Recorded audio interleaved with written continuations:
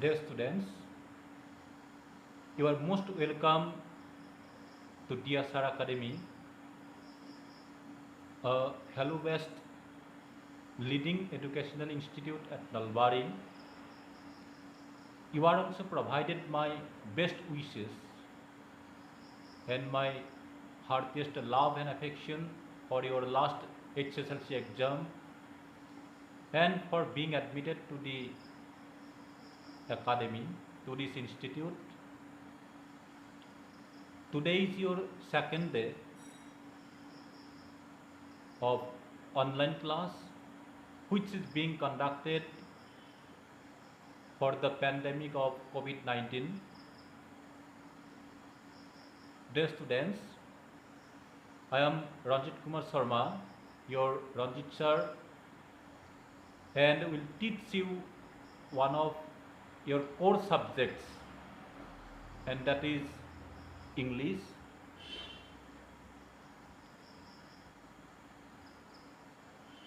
Perhaps you know that whether a student goes to the art stream or commerce or science, but he must not abandon or he must not leave the English subject or the English language, which is very, very important, and you know the importance of this subject all over the globe, all over the world. But however, sometimes it is observed that one of a few students, especially from science stream, they pay less heed or attention to the English subject, which is very, very unfortunate and a matter of regret, because to get a good result, to get a good mark sheet, you will have to definitely pay attention, pay importance to all your subjects, either it is Assamese, English, physics, chemistry, maths, biology. You can't neglect anyone. তুমি গোটেইকেইটা সাবজেক্টকে সমানে অধ্যয়ন কৰিব লাগিব, কোনটো সাবজেক্টকে তুমি উপেক্ষা কৰিব নোৱাৰা, যদিহে তোমাক এটা ভাল ফলাফল লাগে, ভাল ৰিজাল্ট লাগে, এখন ভাল মাৰ্কশ্বিট লাগে।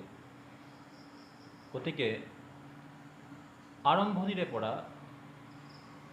ইংলিছেই হওক বা অসমীয়াই হওক, অন্যান্য সাবজেক্টৰ নিচিনাকৈ কিন্তু খুব সুন্দৰভাৱে অধ্যয়ন কৰাৰ দৰকাৰ আছে আৰু অধ্যয়ন কৰিব লাগিব।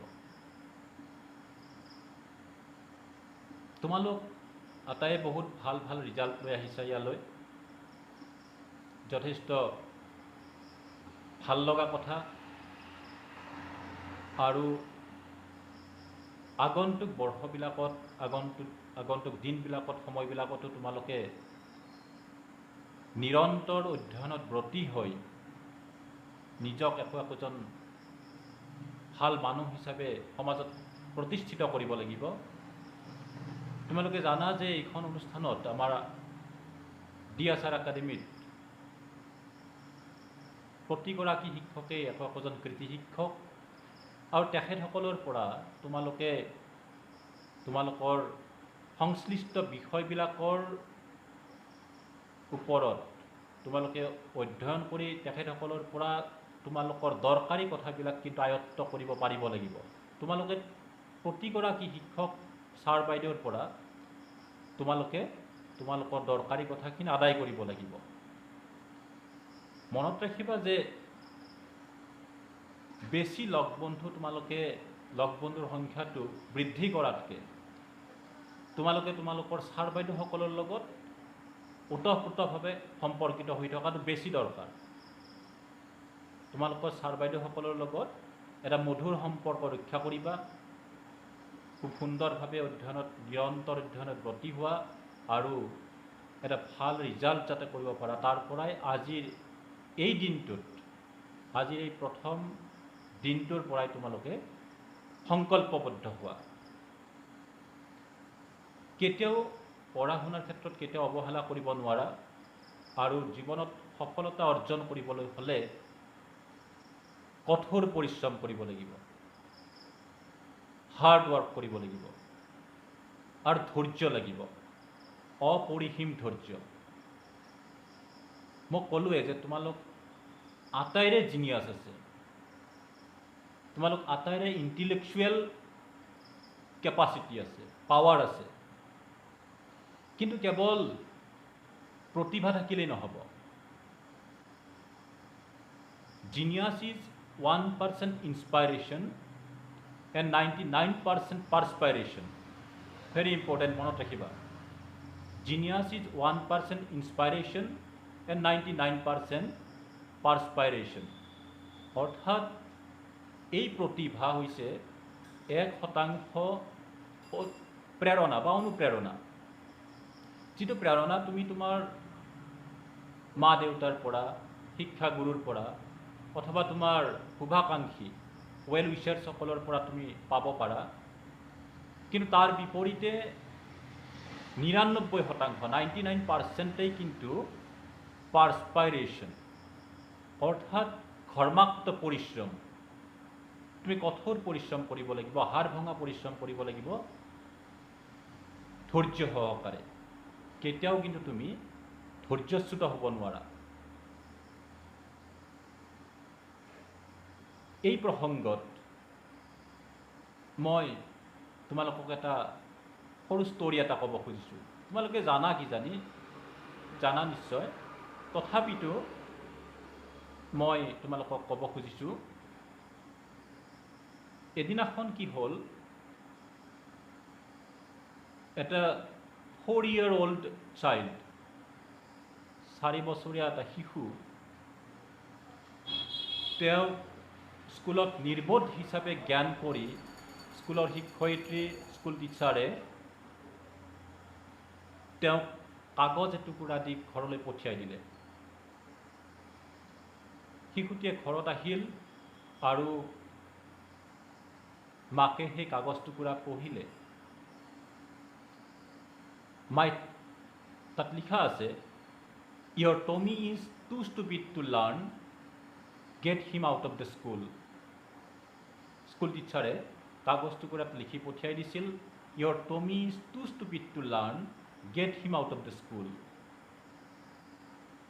আমি জানো যে আমাৰ মাসকলে আমাক কিমান মৰম কৰে।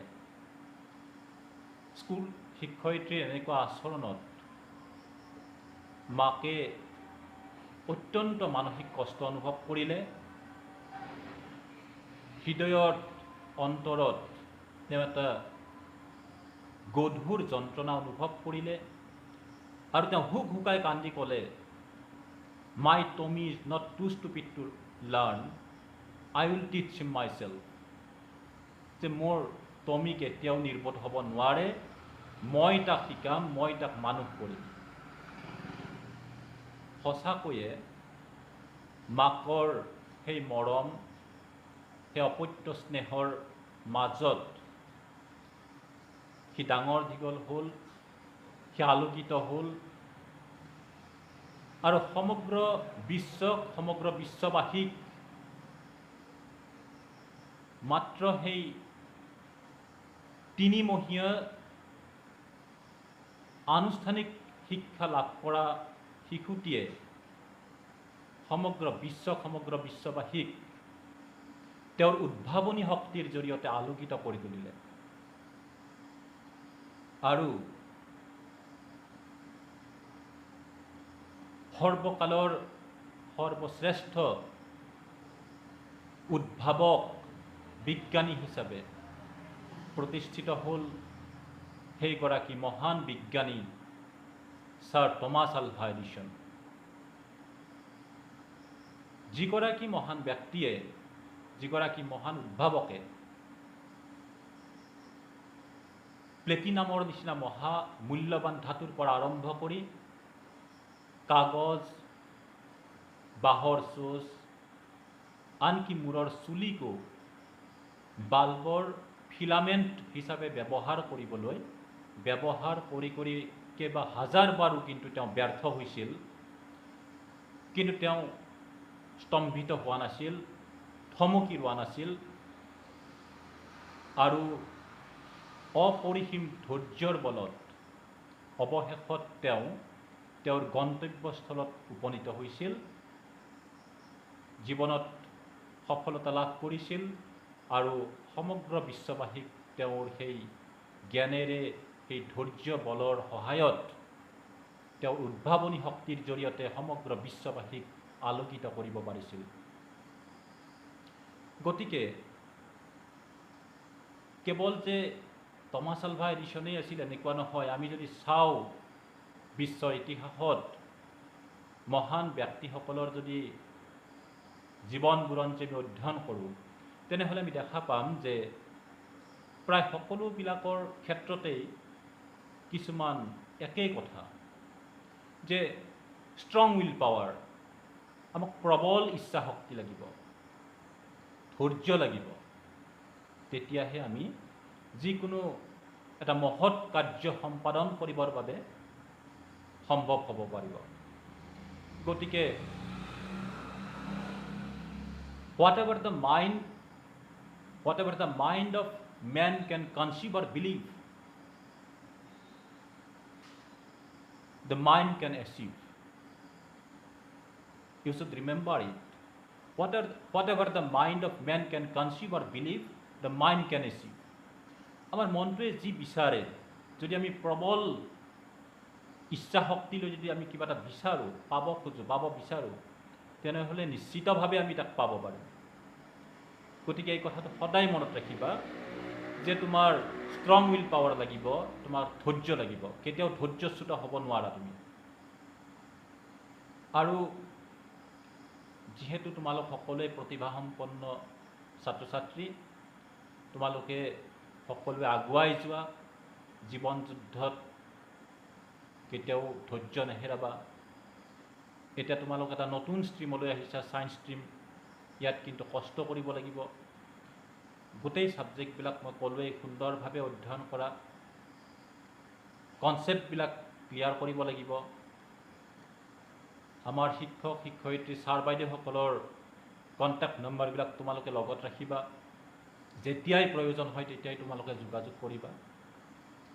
আৰু তোমালোকে নিজৰ লগতে এই অনুষ্ঠানখনৰ যাতে সুনাম অৰ্জন কৰিব পাৰা, যাতে সুনাম বৃদ্ধি কৰিব পাৰা, তাৰ বাবে তোমালোক দৃঢ় প্ৰতিজ্ঞ হোৱা। ৰবাৰ্ট ফ্ৰষ্টৰ কেইটামান শাৰী, বৰ দৰকাৰী শাৰী মোৰ মনলৈ আহিছে। The woods are lovely, dark and deep, but I have promises to keep and miles to go before I sleep, and miles to go before I sleep. The woods are lovely, dark and deep, but I have promises to keep and miles to go before I sleep, and miles to go before I sleep. গতিকে আমি বিছনালৈ যোৱাৰ আগতে, টোপনিলৈ যোৱাৰ আগতে আমাৰ যি promise আছে, প্ৰতিশ্ৰুতি আছে, তাক আমি দৃঢ়তাৰে পালন কৰিবই লাগিব। আমি আমাৰ মৃত্যুৰ আগত যি কৰণীয় আছে তাক কৰিবই লাগিব। কিন্তু সদায় আমি মনত ৰখা উচিত আমি যাতে কেতিয়াও সততাৰ কথা পাহৰি নাযাওঁ। অনেষ্টি ইজ দ্য বেষ্ট পলিচি। সততাৰে আমি আগবাঢ়িব লাগিব। আমি সদায় মনত ৰাখিব লাগিব যে সততাৰ মূল্য সদায় আছে, সততাৰ মূল্য সদায় আছে। আমি সততাক শ্ৰদ্ধা কৰিব লাগিব, ভক্তি কৰিব লাগিব, আৰু এই সততাৰে অনেষ্টিৰ জৰিয়তে আমি আগবাঢ়িব লাগিব। বাৰু যিয়ে নহওক, তোমালোকক আজি প্ৰথম দিনাখনৰ এই ক্লাছটোত অলপ দৰকাৰী বুলি কথাখিনি কৈছোঁ। এতিয়া অকণমান ইংৰাজী বিষয়টোৰ কথাকে কৈছোঁ যে ইংৰাজীৰ ক্ষেত্ৰত তোমালোকে হেণ্ডৰাইটিঙৰ ওপৰত গুৰুত্ব দিব লাগিব। স্পেলিঙৰ ওপৰত গুৰুত্ব দিব লাগিব, ডিচিপ্লিন মেইনটেইন কৰিব লাগিব। কিন্তু দেখা যায় যে আমাৰ ছাত্ৰ ছাত্ৰীসকলে ছায়েন্সৰ ছাবজেক্টবিলাকৰ লগত লাগি থাকোঁতে হেণ্ডৰাইটিঙত গুৰুত্ব দিবৰ বাবে আমি পাহৰি যাওঁ। এইটো হ'লে কিন্তু আমাৰ যথেষ্টখিনি সমস্যা হয়। তোমালোকক ফিজিক্স, কেমিষ্ট্ৰি বা মেথছত, বায়'লজিত তোমালোকক হেণ্ডৰাইটিঙৰ দৰকাৰ নাই, সঁচা কথা। বা তোমালোকৰ স্পেলিঙৰ ক্ষেত্ৰতো সিমান বেছি গুৰুত্ব নাথাকে। কিন্তু এটা লিটাৰেচাৰ ছাবজেক্টত, সেইটো ইংৰাজীয়ে হওক অথবা অসমীয়াই হওক অথবা অল্টাৰনেটিভ ইংলিছেই হওক, এই ছাবজেক্টখিনিত তোমালোকৰ কিন্তু হেণ্ডৰাইটিং যথেষ্ট উন্নত হ'ব লাগিব। তোমালোকৰ স্পেলিং ভুল হ'ব নোৱাৰে। তোমালোকে বিতংভাৱে গোটেই থৰলি টেক্সটবুকবিলাক অধ্যয়ন কৰিব লাগিব। তোমালোকে একোটা বাক্য লিখোঁতে গ্ৰামাটিকেলি, ব্যাকৰণগতভাৱে বাক্যটো, চেণ্টেন্সটো শুদ্ধ হ'ব লাগিব। আৰু আন এটা সমস্যা হয় কি, তোমালোকৰ যে স্পীড কমি যায়, লিখাৰ স্পীড, যিটো স্পীড থাকিব লাগে তোমালোকৰ, এই স্পীডটো কমি যায়। গতিকে স্পীডটো তোমালোকে মেইনটেইন কৰিব লাগিব। আৰু সেইখিনি কথা তোমালোকে প্ৰথমৰ পৰাই কিন্তু গুৰুত্ব দিব লাগিব, যাতে তোমালোকৰ বানানবিলাক, স্পেলিংবিলাক যাতে ভুল নহয়। কাৰণ স্পেলিঙত অন্য ছাবজেক্টত গুৰুত্ব কমি যায়। আৰু মেট্ৰিকৰ তুলনাত কিন্তু হায়াৰ ছেকেণ্ডাৰী লেভেলটো তুমি ডেফিনেটলি জানিব লাগিব যে এইটো কিছু পৰিমাণ হ'লেও তোমাৰ উন্নত হ'ব লাগিব। মেট্ৰিকৰ তুলনাত হায়াৰ ছেকেণ্ডাৰীৰ যিটো ষ্টেণ্ডাৰ্ড, সেইটো অকণমান তুমি মেইনটেইন কৰিব লাগিব। আৰু মই আশা ৰাখিছোঁ যে 2 বছৰ পিছত হায়াৰ ছেকেণ্ডাৰী পৰীক্ষাত তোমালোকৰ আটাইয়ে ইংৰাজী বিষয়টোত 80 মাৰ্কছ পাবলৈ মিনিমাম, মানে নিম্নতমটো কৈছোঁ যে সকলোৱে যাতে লেটাৰ পাবৰ কাৰণে সক্ষম হোৱা, তাৰ বাবে কিন্তু এতিয়াৰে পৰা, আজিৰ পৰাই তোমালোকে অত্যন্ত মনোযোগেৰে কষ্ট কৰি এই ইংৰাজী বিষয়টো অধ্যয়ন কৰিব লাগিব। যিকোনো সমস্যা থাকিলে তোমালোকে আমাৰ লগত, আমাৰ ইংৰাজী বিষয়ৰ আমাৰ ডিপাৰ্টমেণ্টৰ ছাৰসকলৰ লগত যোগাযোগ স্থাপন কৰিব লাগিব। তাৰ বাবে কিন্তু তোমালোকে কেতিয়াও অকণমানো সংকোচবোধ কৰিব নোৱাৰা। আৰু আমি আটাইয়ে তোমালোকক সহায় কৰিবৰ বাবে প্ৰতিগৰাকী শিক্ষক শিক্ষয়িত্ৰীয়ে দায়বদ্ধ। এতিয়া আহিছোঁ তোমালোকৰ ইংৰাজী টেক্সট বুকলৈ। তোমালোকৰ ফাৰ্ষ্ট ইয়েৰত 2খন টেক্সট বুক আছে। এখন হৈছে হৰ্ণবিল আৰু আনখন হৈছে স্নেপশ্বট। হৰ্ণবিলখনত মাৰ্কছ থাকিব 30 আৰু স্নেপশ্বটত আছে 10 মাৰ্কছ, 10 নম্বৰ। অৰ্থাৎ টেক্সট বুক দুখনত তোমালোকৰ থাকিব 40 মাৰ্কছ। অন্যহাতে তোমালোকৰ অৰেল এক্সাম এটা থাকিব। অৰেল এক্সামত থাকিব তোমালোকৰ 10 মাৰ্কছ। এনেকুৱাকৈ 50 মাৰ্কছ, ঠিকে আছে, 30 + 10 + অৰেলত 10, 40 মাৰ্কছ। টেক্সট বুক দুখনত তোমালোকৰ 40 থাকিব। ইয়াৰ উপৰিও তোমালোকৰ ৰিডিং স্কিল, ৰাইটিং স্কিল আছে আৰু গ্ৰামাৰ ছেকশ্যন আছে। গতিকে তোমালোকে ৰিডিং স্কিলত গুৰুত্ব দিব লাগিব। ৰিডিং স্কিলত আনচিন পেছেজ থাকিব, কম্প্ৰিহেনশ্যন থাকিব। 20 মাৰ্কছৰ আনচিন পেছেজ থাকিব, 2টা থাকিব। এটা থাকিব 12 মাৰ্কছৰ আনচিন পেছেজ আৰু আনটো থাকিব 8 মাৰ্কছৰ আনচিন পেছেজ। টোটেল 2টা আনচিন পেছেজ, 20 মাৰ্কছ। তাৰপিছত তোমালোকৰ ৰাইটিং স্কিলত আছে পেৰেগ্ৰাফ ৰাইটিং, তোমালোকৰ আছে ৰিপৰ্ট ৰাইটিং আছে, লেটাৰ ৰাইটিং আছে, আৰ্টিকল ৰাইটিং আছে, স্পীচ ৰাইটিং আছে, ডায়লগ ৰাইটিং আছে। এনেকুৱাকৈ ৰাইটিং স্কিলত বহুতো বস্তু আছে। এইখিনি তোমালোকে অধ্যয়ন কৰিব লাগিব আৰু তোমালোকে অলপ নিজে প্ৰেক্টিছ কৰিব লাগিব। প্ৰেক্টিছৰ দৰকাৰ আছে। তোমালোকৰ যাতে ৰাইটিং স্কিলটো ডেভেলপ হয় তাৰ কাৰণে তোমালোকে ঘৰত প্ৰেক্টিছ কৰিব লাগিব। ইয়াৰ উপৰিও গ্ৰামাৰ ছেকশ্যনত আছে তোমালোকৰ কাৰেক্ট টেন্স জানিব লাগিব, ডিটাৰমিনাৰ জানিব লাগিব, ডিটাৰমিনাৰ্ছ জানিব লাগিব।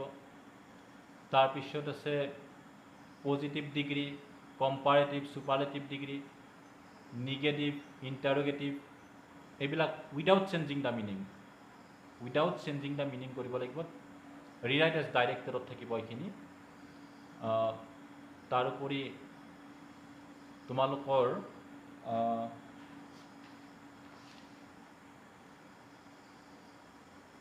এৰৰ কাৰেকশ্যন থাকিব, এৰৰ কাৰেকশ্যন, মিনিংফুল চেণ্টেন্স বনাব লাগিব, জাম্বলড ৱৰ্ড দিয়া থাকিব, মিনিংফুল চেণ্টেন্স বনাব লাগিব। ডিটাৰমিনাৰ ক'লোঁ, কাৰেক্ট টেন্স ক'লোঁ। তাৰপিছত আছে মডেল অক্সিলাৰী আছে, মডেল অক্সিলাৰী। তাৰপিছত আছে এইখিনিয়ে আছে গ্ৰামাৰত। আৰু এটা ডায়লগ মানে কনভাৰচেশ্যন, গেপ থাকিব, তাত তুমি ৱৰ্ড বহাব লাগিব। এনেকুৱাকৈ গ্ৰামাৰ ছেকশ্যনত 10 মাৰ্কছ থাকিব, গ্ৰামাৰ ছেকশ্যনটোত 10 মাৰ্কছ থাকিব। আনচিন পেছেজ দুটাত থাকিব 20 মাৰ্কছ। তাৰপিছতে তোমাৰ যিখিনি ৰাইটিং স্কিলৰ কথা ক'লোঁ মই, paragraph writing, report writing, letter writing, speech writing, article writing, এই ৰাইটিং স্কিলত টোটেল মাৰ্কছ থাকিব তোমালোকৰ 20 মাৰ্কছ, 20 মাৰ্কছ থাকিব। আৰু বাকী টেক্সটৰ কথাটো ক'লোঁ 40, অৰ্থাৎ টেক্সট বুক দুখনত 40, অৰেলত 10, 50, আনচিন পেছেজ দুটাত 20, টোটেল 70, ৰাইটিং স্কিলত 20, 90, আৰু গ্ৰামাৰত থাকিল 10 মাৰ্কছ। এনেকুৱাকৈ তোমালোকৰ টোটেল মাৰ্কছ হৈছে 100। গতিকে এই যিটো আমি দেখিছোঁ মাৰ্কছৰ ডিষ্ট্ৰিবিউশ্যন দেখা পাইছোঁ, ইয়াৰ পৰা তুমি যিহেতু অৰেল এক্সামো আছে, কিছু ক্ষেত্ৰত আমি টকিংটোতো গুৰুত্ব দিব লাগিব। আমি ইয়াৰ পিছতে নেক্সট ক্লাছত মই তোমালোকৰ হৰ্ণবিলৰ এটা লেচন আৰম্ভ কৰিম। হৰ্ণবিলত তোমালোকৰ যিখিনি লেচন আছে মই সেইখিনি কৈ দিছোঁ। প্ৰথম আছে তোমালোকৰ the portrait of a lady, the portrait of a lady by Khushwant Singh, prose ছেকশ্যনৰ পৰা।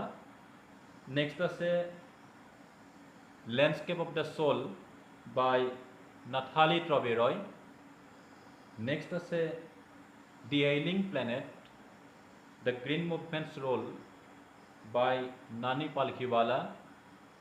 আৰু আনটো হ'ল my impression of Assam by Verrier Elwin. এনেকুৱাকৈ টোটেল 4টা প্ৰ'জ। আৰু পয়েট্ৰি ছেকশ্যনৰ পৰাও পয়েম 4টা আছে, সেইকেইটা হৈছে a photograph by Charlie Toulson, a photograph by Charlie Toulson. Next আছে the voice of the rain by Walt Whitman. Next আছে childhood, childhood by Marcus Natten. আৰু father to son by Elizabeth Jennings. এই 4টা poem, 4টা prose. এইখিনিত থাকিব 30 marks. ইয়াৰ পিছত আছে আনখন টেক্সট বুক স্নেপশ্বট। স্নেপশ্বটৰ পৰা তোমালোকৰ দুটা লেচন লাগিব, দুটা প্ৰ'জ। এই দুটা হ'ল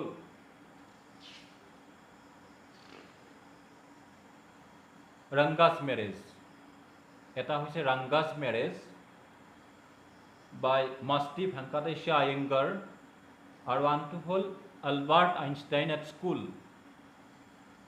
পেট্ৰিক প্ৰিংগলৰ। এই দুটা লেচনে লাগিব এইখনত। এটা হৈছে ৰংগাছ মেৰেজ আৰু আনটো হ'ল এলবাৰ্ট আইনষ্টাইন এট স্কুল। এই দুটাত 10 মাৰ্কছ থাকিব। গতিকে প্ৰথমতে মই তোমালোকৰ লেণ্ডস্কেপ অফ দ্য সোল লেচনটো আৰম্ভ কৰিম। Landscape of the soul by Nathalie Trouveroy এই লেচনটো মই নেক্সট ক্লাছত আৰম্ভ কৰিম। তোমালোকে বোধ কৰোঁ টেক্সট বুকখিনি নিশ্চয় কিনিছা। যদি কিনি লোৱা নাই কিনি ল'বা। মই নেক্সট ক্লাছত এই লেচনটো আৰম্ভ কৰিলে তেতিয়াই তোমালোকৰ সহায় হ'ব। চ' আজিলৈ এৰিছোঁ। Thank you so' much.